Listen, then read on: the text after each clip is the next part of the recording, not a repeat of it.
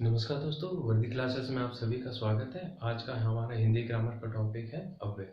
मुझे उम्मीद है इस क्लास के बाद अव्यय में आपको कोई दिक्कत नहीं होगी। चलिए शुरू करते हैं।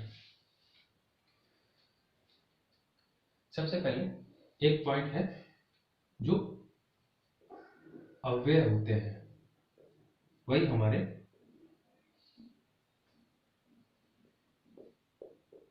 अविकारी शब्द होते हैं। जो अव्यय होते हैं वही अविकारी शब्द होते हैं, यानी जो अव्यय है वही अविकारी शब्द होते हैं। अव्यय ही अविकारी शब्द होते हैं। देखिए, कुछ शब्द होते हैं जिनपे काल, वचन, कारक, लिंग का प्रभाव पड़ता है। कुछ शब्द होते हैं जिसपे काल, वचन, कारक, लिंग का प्रभाव पड़ता है, उसे हम विकारी शब्द बोलते हैं। उसे हम विकारी शब्द बोलते हैं। और कुछ शब्द होते हैं जिनमें इन चारों का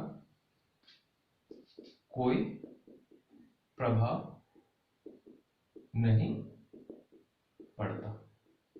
इन चारों का कोई प्रभाव नहीं पड़ता, उन्हें अविकारी शब्द बोलते हैं। ठीक है, उन्हें अविकारी शब्द होते हैं। ये आप समझ गए। अव्यय ही अविकारी शब्द होते हैं। अविकारी शब्द वो होते हैं जिनमें काल, समय, मतलब पुराने, भूतकाल, वर्तमान काल, इनका, वचन और कारक मैं पढ़ा चुका हूँ, और लिंग भी पढ़ा दूंगा, स्त्रीलिंग पुल्लिंग, इनका प्रभाव रहता है, उसे विकारी शब्द बोलते हैं। और जिसका इनमें प्रभाव नहीं पड़ता उन्हें अविकारी शब्द बोलते हैं। ठीक है, ये हो गया सबसे पहले। इसके बाद आइए अव्यय के प्रकार। अव्यय हमारे चार प्रकार के होते हैं। चार प्रकार होते हैं इनके। सबसे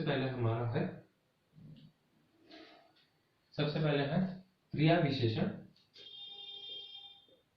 क्रिया विशेषण अव्यय। सबसे पहले हमारा क्रिया विशेषण अव्यय। ठीक है, अब सबसे पहले हम क्रिया विशेषण अव्यय के बारे में जानेंगे। जो अव्यय क्रिया की विशेषता बताएं उन्हें ही हम क्रिया विशेषण अव्यय बोलते हैं। जो अव्यय क्रिया की विशेषता बताएं उन्हें ही हम क्रिया विशेषण अव्यय लिखते हैं। पहला पॉइंट। दूसरा पॉइंट लिखिए, यह अव्यय हमेशा क्रिया से पहले लगते हैं। दो पॉइंट हो गए। यह अव्यय हमेशा क्रिया से पहले लगते हैं। अब इसके कुछ एग्जाम्पल लिखिए। जैसे इधर लिखिए, राम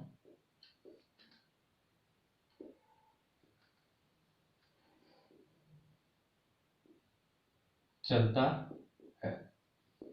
अब आप बताइए, कोई भी आपको वाक्य होता है उसमें तो मैंने आपको बता दिया है कर्ता,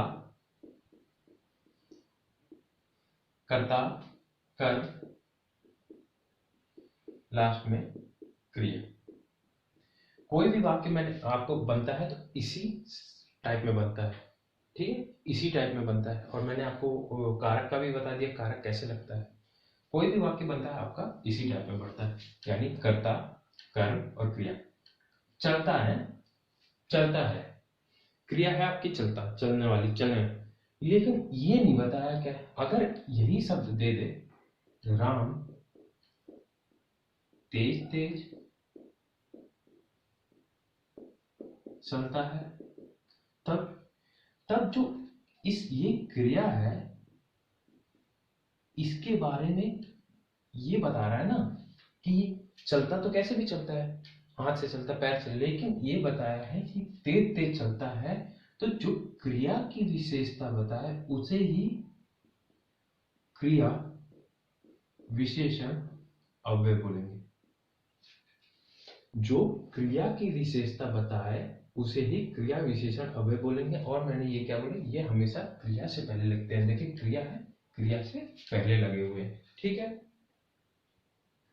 ये अब इसको आप कुछ भी लिख लीजिए, एक और लिख लीजिए, राम तेज धीरे, राम तेज धीरे, और कर तेज धीरे और बहुत धीरे धीरे धीरे धीरे धीरे चलता है। अब ये तेज धीरे धीरे धीरे तेज तेज, ये सब इस क्रिया की विशेषता बता रहे हैं, तो यानी ये सब क्रिया विशेषण अव्यय हुए और ये हमारा क्रिया हुआ, ठीक है। ये तो आपको पता है। अब आपको, मुझे नहीं लगता इसमें कोई दिक्कत होगी कि वो बताने का काम। अब देखिए इसमें थे, अब एक क्वेश्चन आपसे कैसे पूछा जाता है, देखिए अब यही क्वेश्चन आपको दे दिया है, राम बहुत तेज चलता है, ये क्वेश्चन आपको दे दिया है, राम बहुत तेज चलता है। अब आपको ये तो दे दिया है क्रिया, ठीक है, ये तो क्रिया। अब आपको बोल दिया है इसमें अव्यय बताइए। आप बोल रहे हैं यार ये तेज तेज बता रहा है, और ये भी क्या है, ये भी बहुत, ये भी आ गया, ये भी आ गया, ये भी आ गया। अब तो सबसे पहले मैंने आपको क्या बताया था, सबसे पहले ध्यान दीजिए, मैंने आपको क्या बोला, काल वचन कारक लिंग का प्रभाव पड़ता है उसे विकारी शब्द बोलते हैं, और जिससे काल वचन कारक लिंग का कोई प्रभाव नहीं पड़ता उसे अविकारी शब्द बोलते हैं, और जो अविकारी शब्द होते हैं वही हमारे अव्यय होते हैं। इसको ऐसे लिख लीजिए, अविकारी शब्द या अव्यय, ठीक है। अब आप देख लीजिए, तेज तेज में काल वचन कारक लिंग का कोई तेजी तेजी तेजाई ऐसा कुछ होता है, तेज का तेजी होता है, बहुत का बहुत ही, बहुत ही बहुत ही कुछ होता है, लिंग व कारक के आधार पर कुछ बदलता है, बहुत का बहुत ही होता है, नहीं ना, कुछ नहीं होता, बहुत का बहुत ही होता है। तो ये तो, जबकि चलता का चलती हो सकता है, चलता का चलती लिंग तथा परिवर्तन होता है, राम का राधा हो सकता है, ठीक है, ये भी चेंज हो सकता है, लेकिन इसका यही है। तो यानी ये दोनों तो है अव्यय, ये तो आपके पहला अव्यय। लेकिन अब देखिए इसमें अव्यय है, ये क्रिया, इस क्रिया की विशेषता इसने बताई, तेज ने, तो इस क्रिया की विशेषता बताने वाले को हम क्या बोलते हैं, क्रिया विशेषण अव्यय, क्रिया विशेषण अव्यय, ठीक है। और ये जो क्रिया विशेषण अव्यय की भी विशेषता ये बता रहा है, तो ये भी हमारा क्रिया विशेषण अव्यय ही होता है। इस क्रिया की विशेषता बताई इसने, इस अव्यय ने, इस अव्यय की विशेषता बताई इसने। तो आपका क्वेश्चन आ जाएगा कि बहुत क्या है, तो बहुत भी वही है जो तेज है, यानी बहुत और तेज दोनों क्रिया विशेषण अव्यय है, क्रिया विशेषण अव्यय है। इन दोनों ऐसे क्वेश्चन आपको पूछे, अंडरलाइन कर लेगा, आप कंफ्यूज हो जाओगे तो बहुत क्या है, क्योंकि आप तेज के चक्कर में हमेशा आपको तेज धीरे यही आपको दिखाया होगा, लेकिन आपको ऐसे क्वेश्चन पूछा जाते थे, बहुत तेज चलता है, बहुत धीरे, बहुत तेज, बहुत जा, कोई भी चीज इसके बारे में बताई हो तो वो उसका क्रिया विशेषण अव्यय होता है, दोनों ही क्रिया विशेषण अव्यय होंगे।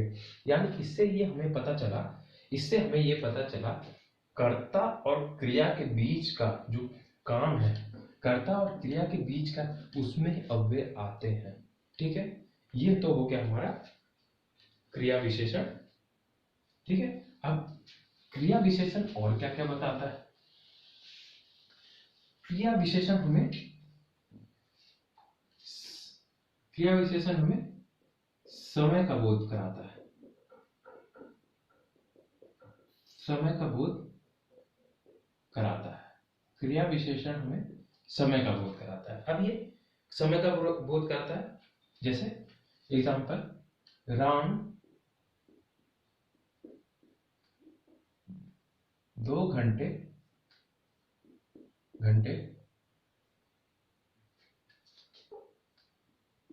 पढ़ता, राम 2 घंटे पढ़ता है। ठीक है, राम 2 घंटे पढ़ता है। अब आप हमेशा हमेशा इस चीज को याद रखना, ये मिट गया, ये मैंने आपको बता ही दिया, इससे पहले आपको मैंने बताया था पहले लेसन में, कर्ता, कर,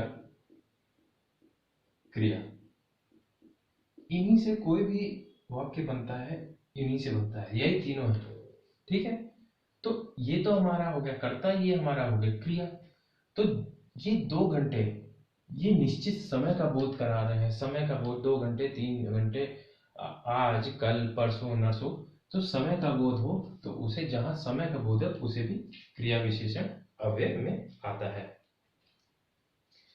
और अब एक और क्रिया विशेषण अव्यय एक और लिख लीजिए, हाँ, स्वीकृति या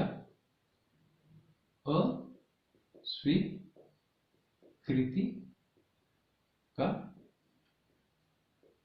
बोध कराता है। स्वीकृति और अस्वीकृति का बोध कराता है। जैसे राम ने पूछा, मैम मैं आज आ जाऊं, तो मैम मैं आ जाऊं, तो मैम ने कहा हाँ आ जाओ, आ जाओ। ठीक है, तो जो ये हाँ लिखा है, ये स्वीकृति का बोध है। यही सेम सेंटेंस, मैम मैं जाऊं तो नहीं, तुम नहीं जाओगे, तुम नहीं जाओगे। तो जो ये नहीं, हाँ नहीं, ये भी एक स्वीकृति और अस्वीकृति का बोध हो, तो ये भी हमारा अव्यय में आते हैं। ठीक है, ओके। अब इसका एक और क्रिया की, अब तीसरा लिख लें, क्रिया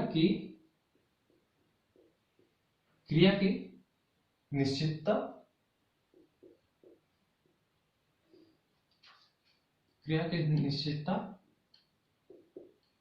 अनिश्चितता,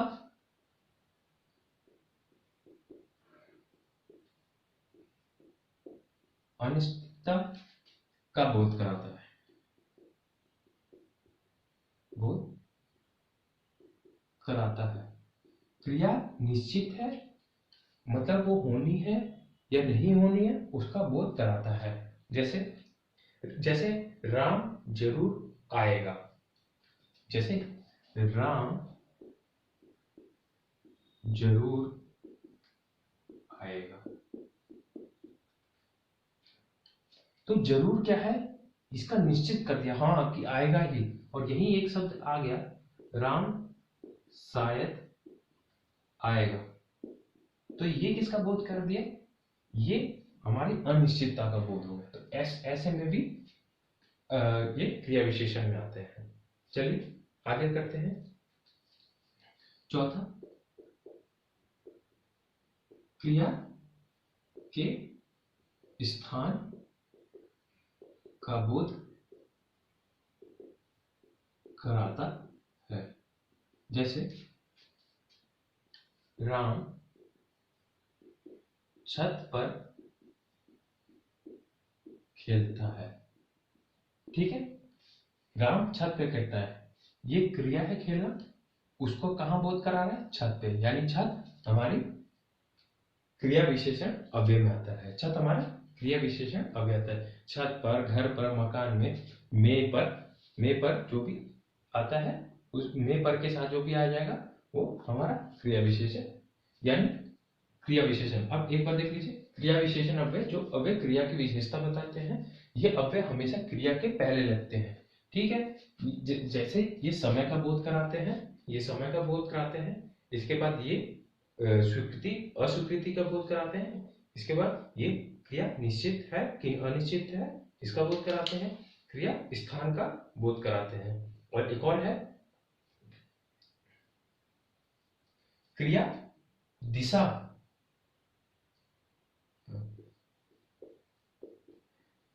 क्रिया की दिशा, मात्रा, क्रिया की दिशा, मात्रा और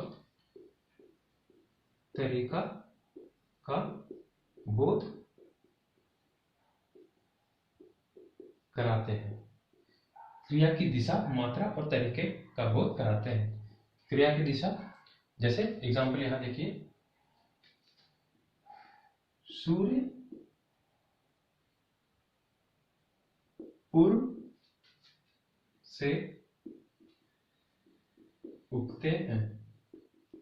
सूर्य पूर्व से उगता है, ऐसे उगता है, सूर्य पूर्व से उगता है, तो दिशा का बोध करा दिया। ठीक है, मात्रा,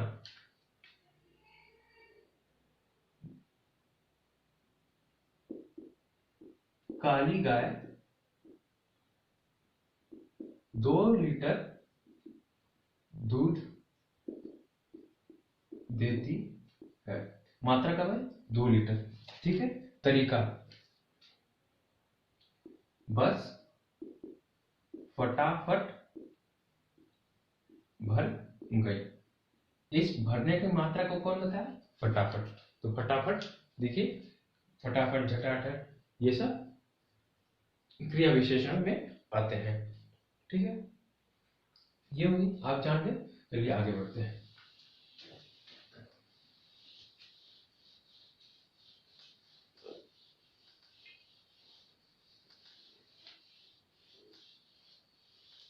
अब देखिए क्रिया विशेषण के प्रकार।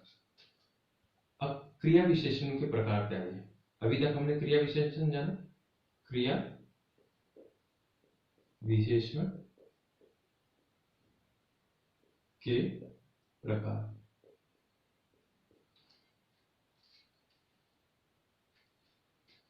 पहला है कालवाचक क्रिया विशेषण,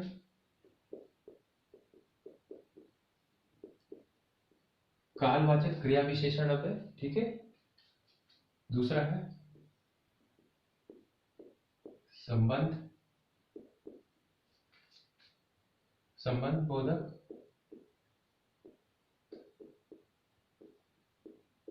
क्रिया विशेषण अव्यय। कालवाचक क्रिया विशेषण अव्यय, संबंध बोधक क्रिया विशेषण अव्यय। तीसरा है परिणाम,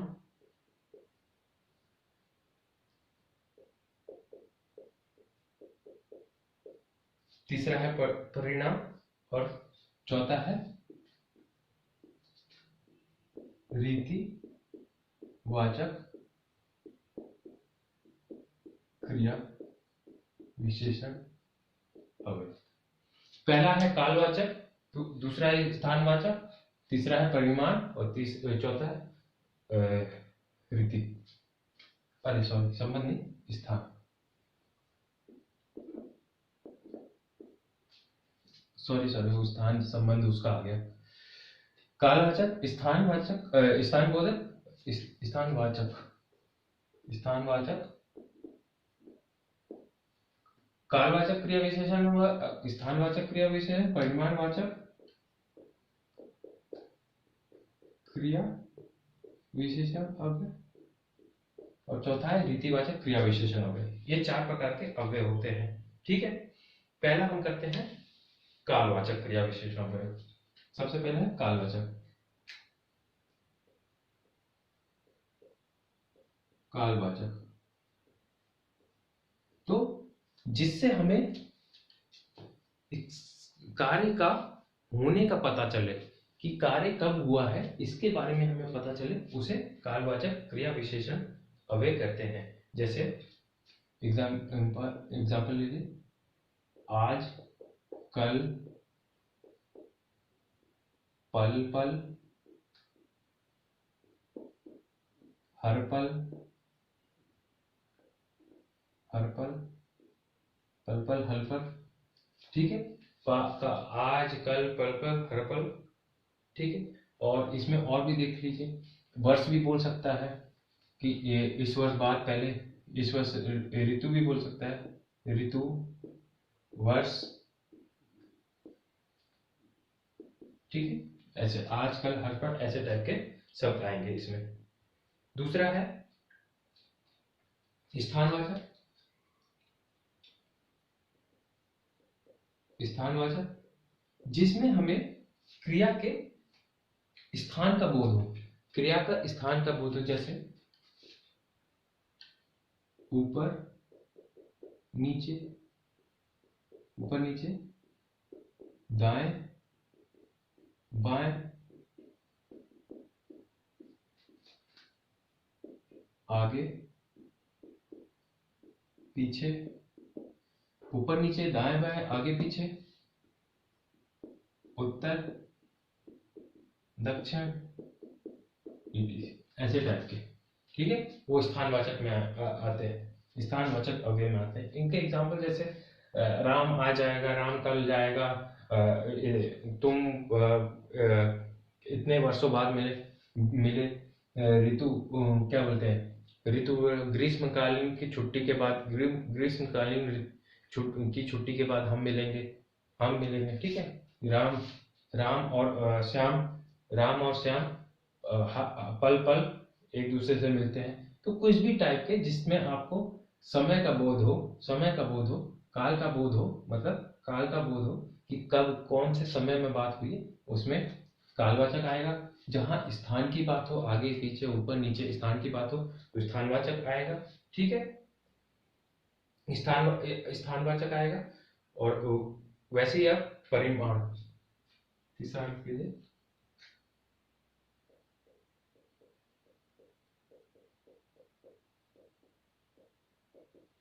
परिमाण हमारा होता है जैसे उसकी मात्रा का, कार्य मतलब जो क्रिया है उसकी मात्रा का बोध हो, मात्रा का बोध हो, मात्रा का बोध हो, मात्रा का बोध हो। जैसे बहुत, कम, ज्यादा,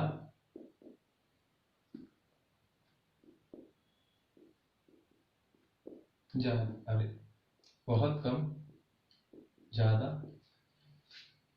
ठीक है, जरा सा,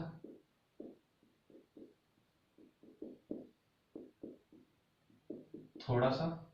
ठीक है, बहुत कम, ज्यादा, जरा सा, थोड़ा सा, इस टाइप का होता है। ठीक है, जितना, उतना, कितना, जितना, उतना,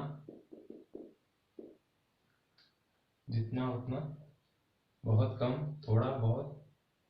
हाँ, इस टाइप के परिमाण, जहां आपका मात्रा का बोध हो। अब इसके बाद एक रीति, चौथा है हमारा रीति वाचक। रीतिवाचक इसमें क्रिया के तरीके का पता लगता है, क्रिया के तरीके का पता लगता है, क्रिया के होने के तरीके का पता लगता है। जैसे तेज, धीरे, फटाफट, झटाझट, ऐसे टाइप के, जब हमें धीरे धीरे, यथासंभव, यथासंभव, यथाशक्ति, यथा संभव, यथा शक्ति, यथासंभव, यथाशक्ति, परस्पर, सचमुच।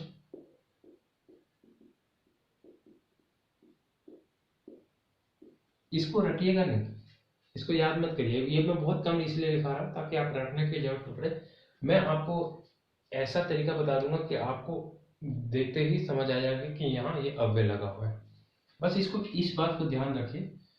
बस कभी भी कोई काम करना है तो उसके बेसिक पे ध्यान दे, बाकी तो इस चीजों को इतना याद मत रखिएगा। जैसे काल मतलब आपको पता होना चाहिए समय। जो भी हिंदी में समय का बोध कराएंगे वो हम काल में डालेंगे। स्थान का मतलब होता है स्थान। जो भी हमें हिंदी में स्थान का बोध कराएंगे वो हमारे स्थान में आएंगे। परिणाम, परिणाम मतलब मात्रा का बोध होता है। कोई भी चीज की मात्रा आपको पता है, मेरे को बहुत ज्यादा पेंसिल चाहिए, बहुत अमीर बन, तो कोई भी आपको पता लग जाए, आप दिनचर्या की भाषा में हम यूज करते हैं उसमें स्थान। और इनको आप याद करोगे तो आप जितना आप याद करोगे उतना आप पीछे जाते जाओगे। कभी भी इन सब चीजों को याद नहीं, अपने माइंड में बेसिक हमेशा रखिएगा। जैसे रीति, रीति मतलब प्रभु रीत सदा चली आए, प्राण प्रवचन न जाए। ठीक है, तो ये आपको याद रखना। रीति मतलब क्या होता है, तरीका, तरीका उसका काम करने का तरीका, उसकी काम करने का रीति कैसी है, उसके काम करने का तरीका। तो काम करने का तरीका का मतलब ये वैसे बोलते हैं। आप इसको याद करेंगे सचमुच अव्यय बहुत, इसमें बहुत सारे होते हैं। आपको लिखाऊंगा तो आपको ये लिखते लिखते ही आपका एक पन्ना भर जाए। आपको ये जानना जरूरी है कि रीति मतलब होता है तरीका। ठीक है, ये हो गया। चलिए, ये तो हो गया हमारा क्रिया विशेषण के 4 प्रकार होते हैं और चारों को कैसे कैसे डिफाइन करते हैं, ये हो गया। चलिए अब आगे बढ़ते हैं। अव्यय में तो हमने पहला पार्ट कर लिया कि क्रिया विशेषण अव्यय का कर लिया। अब हम दूसरे अव्यय के बारे में आते हैं, संबंध बोधक अव्यय। दूसरा अव्यय हमारा संबंध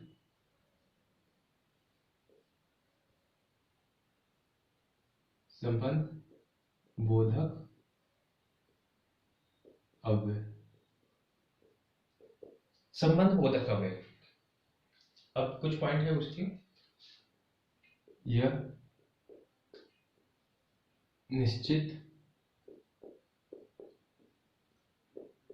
अनिश्चित दोनों वाक्यों में हो सकता है। यह निश्चित अनिश्चित दोनों वाक्यों में हो सकता है। निश्चित अनिश्चित मतलब देखिए, दो लोगों के बीच संबंध बता रहा है या बहुत सारे लोगों के बीच संबंध बता रहा है, उसे अनिश्चित बोलेंगे। अनिश्चित हो गया मतलब अनिश्चित लोग हैं, बहुत गिन नहीं सकते, और निश्चित लोग हैं कि 2 लोग हैं, 4 लोग हैं, निश्चित लोग हैं, इनके बीच में। तो हम ये अनिश्चित और निश्चित दोनों में ही यह अव्यय आ सकता है। ये नहीं कि बस 2 ही लोगों के बारे में बताएगा। ठीक है, अब एक और लिखेंगे, 2 संज्ञा सर्वनाम, संज्ञा सर्वनाम वाक्यों या शब्दों को जोड़ने या संबंध, उनके बीच संबंध जोड़ने या उनके बीच संबंध बताने के लिए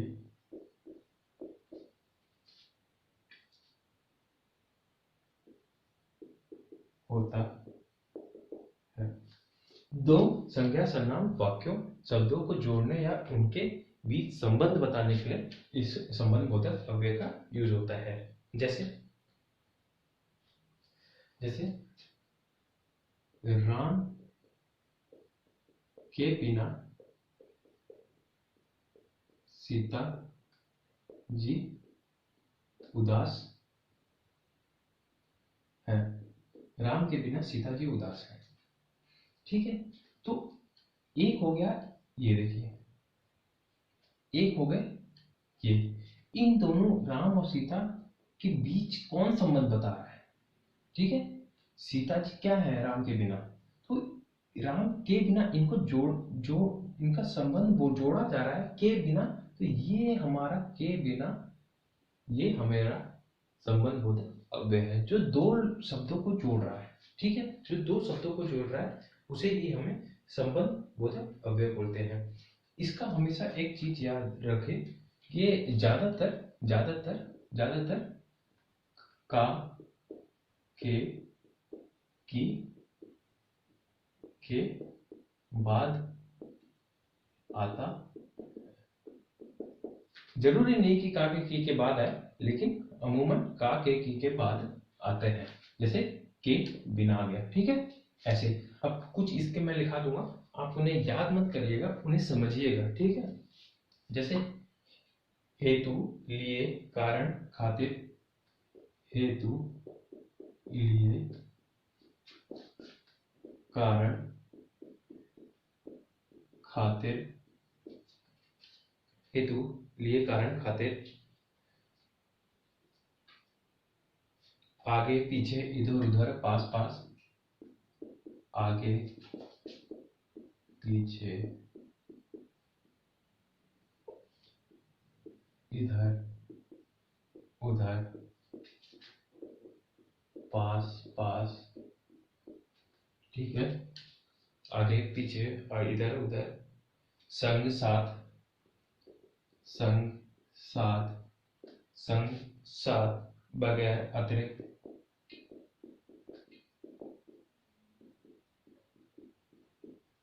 संग साथ, बगैर, अतिरिक्त, ठीक है।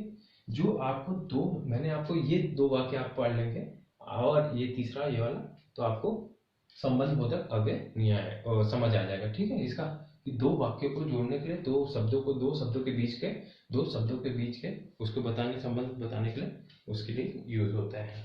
दूसरा है हमारा समुच्चय बोधक अव्यय। तीसरा हमारा मुच्चय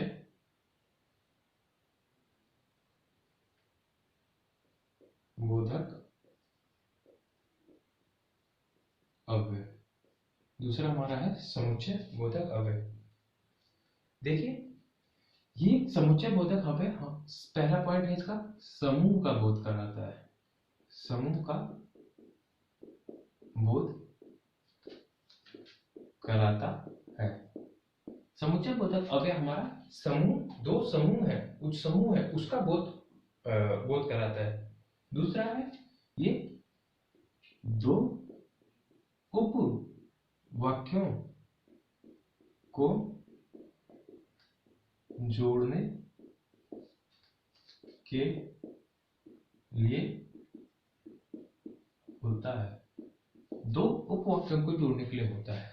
पहला समूह का बोध कराता है, दूसरा दो उपवाक्यों को जोड़ने के लिए यूज होता है। जैसे एग्जाम्पल लिखिए, राम पढ़ता है लेकिन श्याम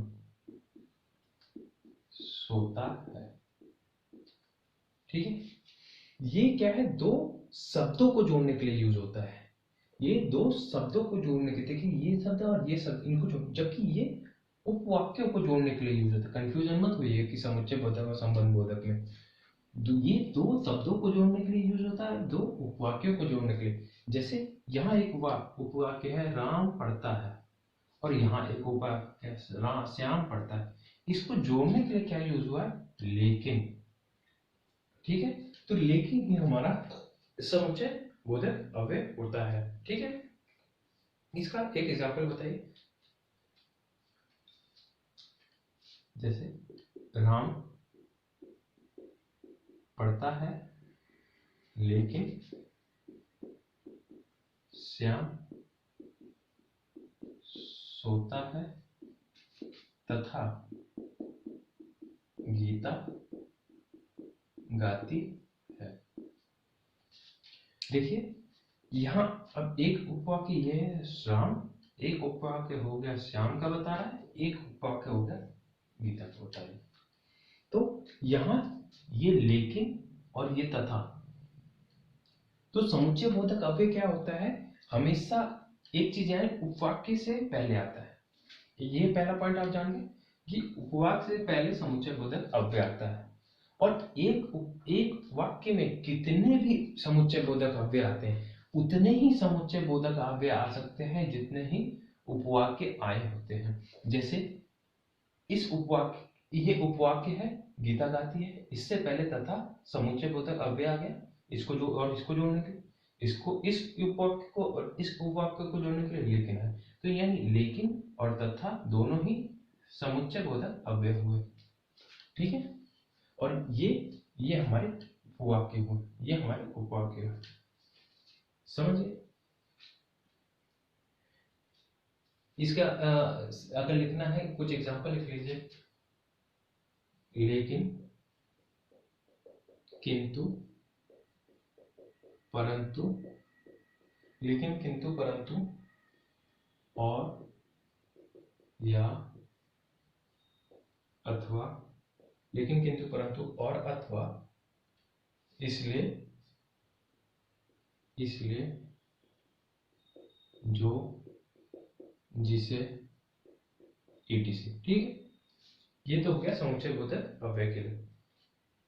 हो गया। अब हमारा 2 हो गए, 3 हो गए, तीसरा लिख लीजिए।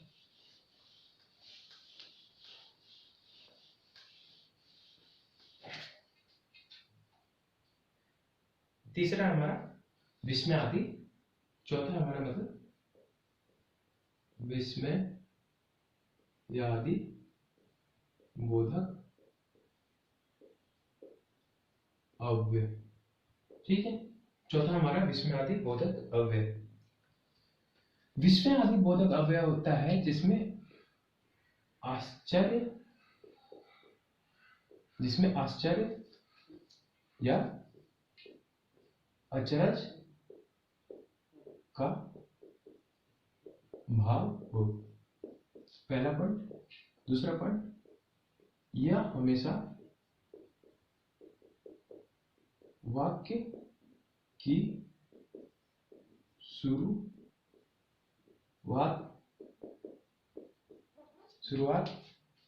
में होता है। ये वाक्य की शुरुआत में होता है। ये आश्चर्य और अचरज का भाव होता है। तीसरा, ये खड़ी पाई और बिंदु का अगर निशान हो तो उसमें विस्मय आदि बोधक होता है। एक से एग्जांपल है, हाय, उफ, हे राम,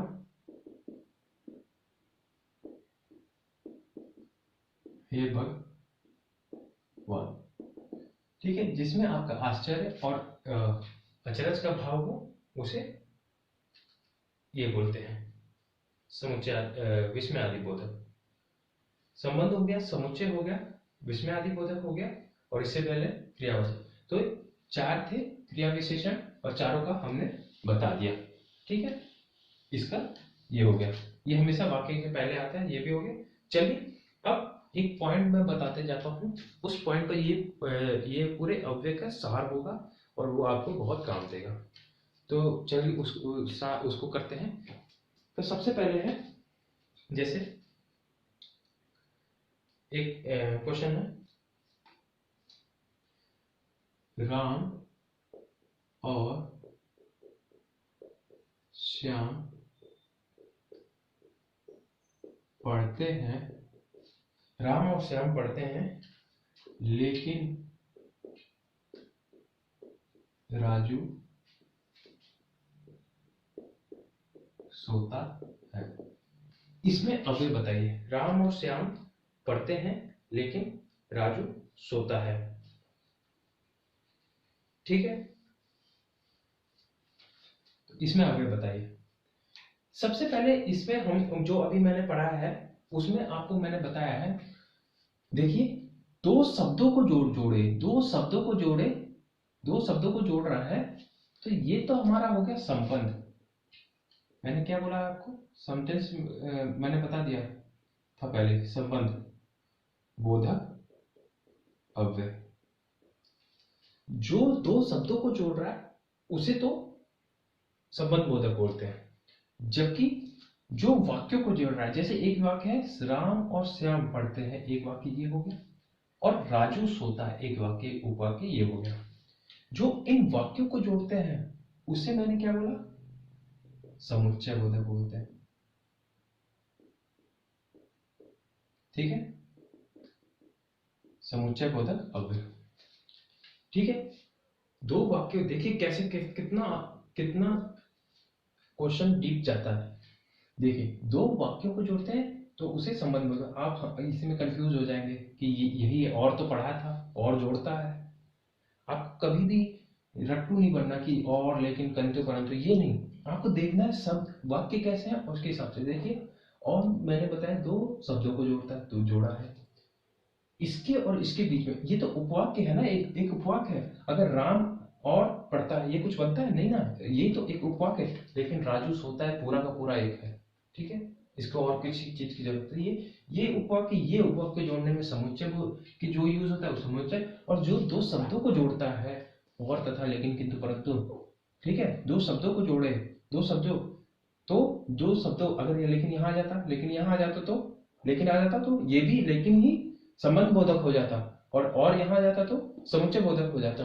तो ये आप कभी भी रट्टू तोता मत बनिए कि लेकिन थी तो किसी बुक में लिख दिया पूरा, वो नहीं याद नहीं करिए, आप इसको समझिए। ठीक है, दो शब्दों को जोड़े तो संबंध बोधक, दो उपवाक्यों को जोड़े तो समुच्चय बोधक। आप देखिए इसमें एक और जादू देखिए। और हाँ अभी देखिए, और राधा खेलती है। अब ये आप मुझे बताइए, और ये एक और उपवाक्य जुड़ गया, ये एक और उपवाक्य जुड़ गया। ठीक है, ये एक उपवाक्य और इसमें आ गया। तो अब ये और क्या है मुझे बताइए। अरे और तो यहाँ आ गया, ये तो संबंध है, यानी संबंध है ना? नहीं, मैंने आपको क्या बोला, जो उपवाक्यों को जोड़े, जो उपवाक्यों को जोड़े वो हमारा समुच्चय बोधक अव्यय होता है। यही तो क्वेश्चन में आपसे आएगा। ये आज पिछली बार यूपी पुलिस में हुआ था, इतने सारे क्वेश्चन इस पे आए थे, इतने सारे आए थे। बहुत बेसिक है और बहुत जानना जरूरी है बच्चों को। समुच्चय बोधक अव्यय होते हैं ये। ठीक है, ये याद होगी। तो इसका एक सिंपल अपने दिमाग में खाका बनाइए, कोई भी चीज का डायग्राम बनाइए। जैसे ये एक उपवाक्य है आपका, ये एक उपवाक्य है, कितने भी उपवाक्य हैं, ये पूरा एक सेंटेंस है, एक वाक्य है पूरा। वाक्यों के बीच में उपवाक्य होता है। ठीक है, जो दो वाक्य, अब देखिए मैंने क्या बोला, जो दो ये उपवाक्य हैं, उपवाक्य, ये उपवाक्य, उपवाक्य, ये बीच में, ये इनको जोड़ रहे हैं, ये इनको जोड़ रहे हैं, ये जोड़ रहा है इनको, ऐसे कर लीजिए बीच, ये समझा, ये जोड़ रहा है। ठीक है, जो उपवाक्यों को जोड़े, तो जो उपवाक्यों को जोड़े तो क्या है, डायग्राम बना लिया आपको समझ हमेशा, वो होता है समुच्चय बोधक अव्यय। ठीक है, और देखिए इस उपवाक्य में दो शब्द हैं, राम और श्याम, सीता गीता कुछ, तो जो इनको जोड़े, इनके बीच में जो जोड़े, इनको जोड़े, ये जो इनको जोड़े, ये होता है संबंध बोधक अव्यय।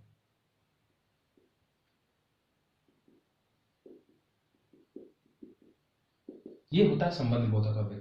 कोई भी इनके बीच में, इनको जोड़े, दो दो शब्दों के बीच के जोड़े तो इसको बोलते हैं संबंध बोधक अव्यय। ठीक है, कहीं भी आता है। अब ये डायग्राम आपको नहीं भूलना चाहिए, ये एक बार लिख लीजिए, ये एक बार लिख लीजिए, डायग्राम बना लीजिए।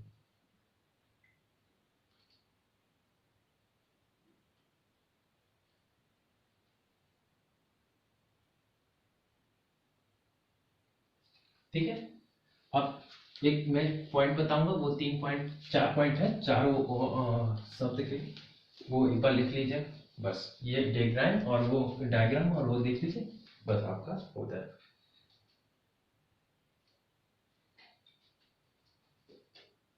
पहला है, एक ही वाक्य के बीच में आए तो उसे क्या बोलते हैं? अभी बताया था, संबंध बोधक अव्यय। ठीक है। दूसरा, दो से ज्यादा उपवाक्यों के बीच में आए उसे क्या बोलते हैं?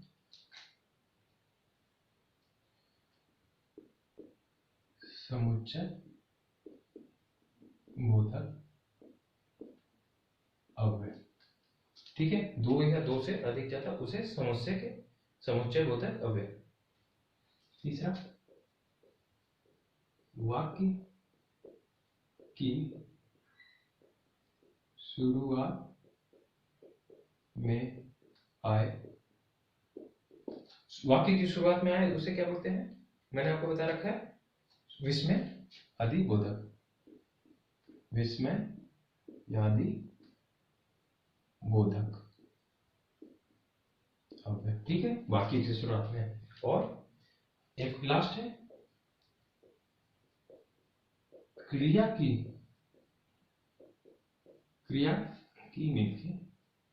के ठीक पहले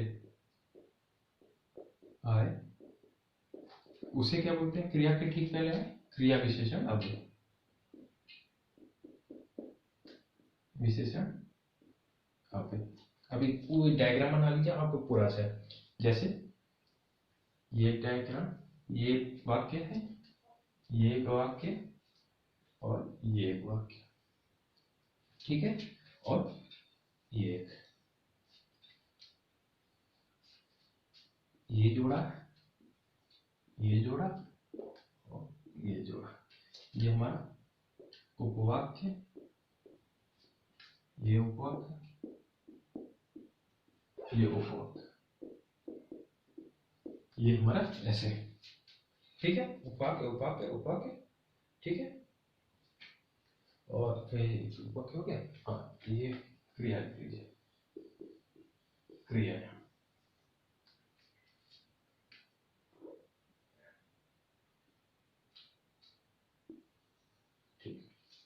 जैसे अब इधर क्या है, सबसे पहले विस्मय आदि सबसे पहले आएगा तो मतलब इसमें ये डंडा होता है, यानी यहाँ विस्मय आदि बोधक आता है।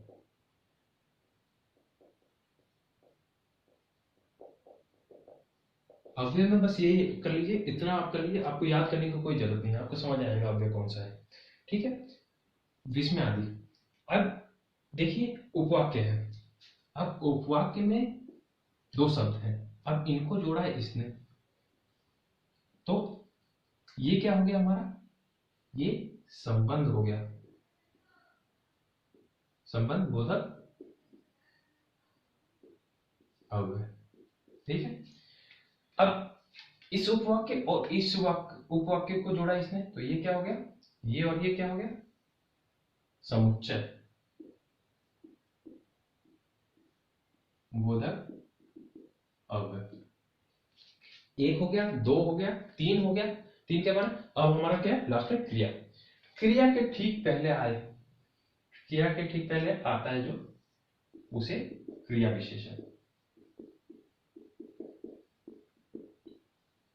ठीक है, क्रिया विशेषण अव्यय। मुझे उम्मीद है दोस्तों मेरा पढ़ाया हुआ आपको समझ आ रहा होगा। हमारे चैनल को सपोर्ट करिए। ओके, धन्यवाद। जय हिंद।